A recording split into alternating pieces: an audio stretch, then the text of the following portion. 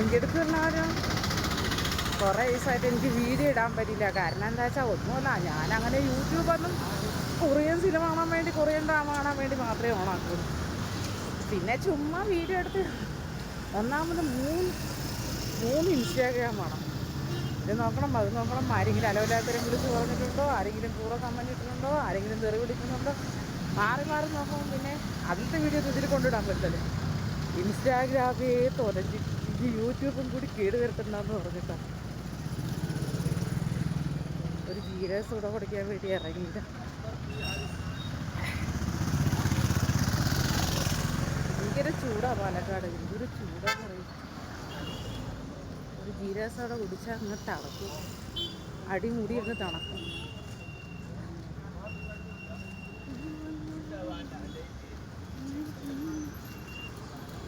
ഇനി ആട്ടി വിട്ടില്ലേ, സമയമായില്ലേ?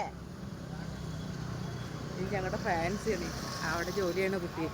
ഇത്രയും നേരമായിട്ട് പോയിട്ടില്ല, ഒരുപാട് ദൂരത്ത് വരുന്നുണ്ട്. തിരക്ക് എൻ്റെ മാമൻ്റെ മോൾ ഇവിടെ ജോലി ചെയ്യുന്നത്. പക്ഷെ ഇപ്പോൾ നാത്തൂൻ പ്രസവിച്ചതുകൊണ്ട് പിള്ളേരെ നോക്കാൻ വേണ്ടിയിട്ട് അവിടെ 2-3 ദിവസം ലീവ് എടുത്തേക്ക്. അപ്പോൾ ആ പെണ്ണ് അവിടെ തനിച്ചെത്തേക്ക് പോയിട്ടില്ല. ആ ജീരകസോട കടയുണ്ട്, നമുക്ക് ജീരകസോട കുടിക്കാം.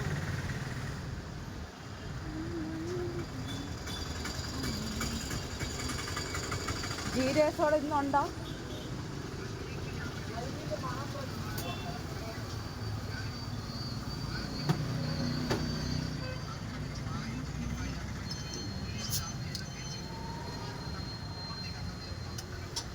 ഇന്നലെ കിട്ടിയില്ലായിരുന്നു, ഇന്ന് കിട്ടി.